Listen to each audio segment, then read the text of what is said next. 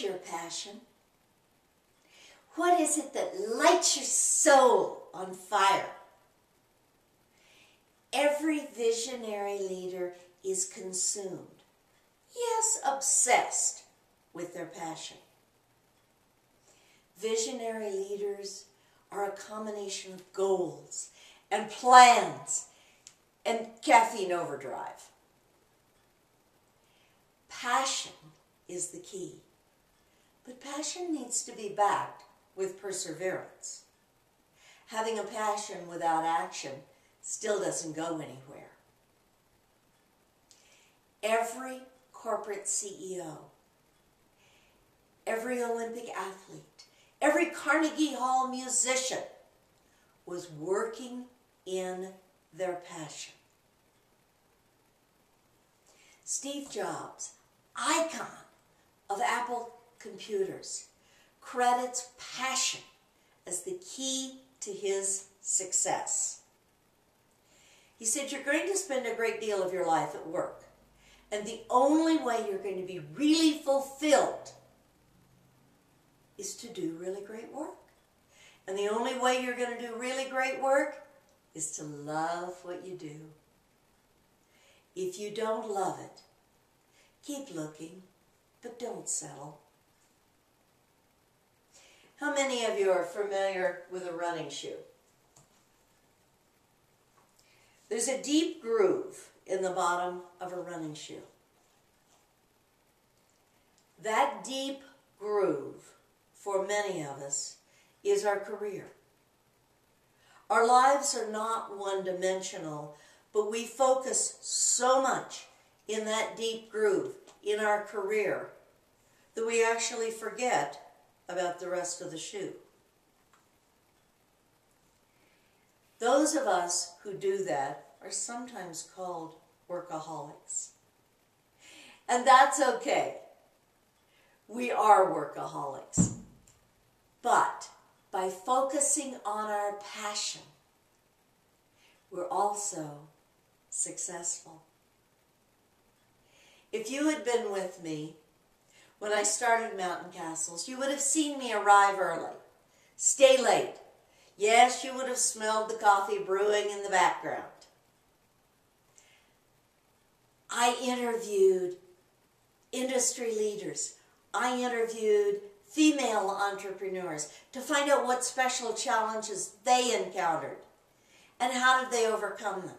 I even wrote a white paper called Gender Differences in Conflict Resolution Style in the Workplace about those interviews. What about your career? How many books have you read lately on your industry? When was the last time you interviewed your customers, your employees, your team members, your target market? What is it they want and like that they have now? And what is it they want but don't have now that you could do to make their life better? It's all about finding a niche and serving your customers. It's going to cost you 5 times as much to acquire a new customer as it does to retain a current one, according to 1,000 Ventures and American Management Association. I grew Mountain Castles and it was doing awesome. I didn't even have to advertise for new owners after that first year. For the next 17 years, owners told owners, renters told renters, and the company grew. I even won Innovator of the Year until I allowed my significant other of the time to say, Elaine, you are so minuscule in comparison to all the property management companies that have thousands of units. You have hundreds.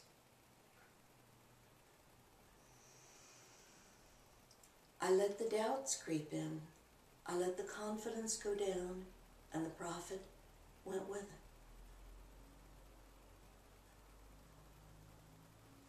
Fortunately, I had surrounded myself with a group of wonderful mastermind people who helped me put my confidence back together and rebuild the company. What about you? Do you belong to a hold your feet to the fire mastermind group that will encourage you, support you, and give you that little boost just when you need it? You will always be more productive, more fulfilled, and more profitable when you're working in your passion. Even those little problems that show up here and there will not be as significant if you're working in your passion. I got a call one day at 2 o'clock in the morning. Elaine, we've got water running everywhere, help! I jumped in the car and rushed over, shut the water off, called a plumber. Have you ever called a plumber at 2 o'clock in the morning? Not pretty, not recommended. I said, Robert, what happened? He said, well, we got back home from vacation and we turned the heat on, and I said, whoa, you left for 2 weeks at Christmas time in Steamboat, Colorado, and turned the heat off? Well, Elaine, we weren't going to be here. Robert, your pipes were still here.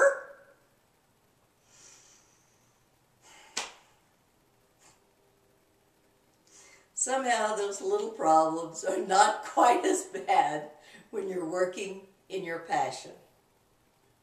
You will always be more productive, more fulfilled, and more profitable working in your passion.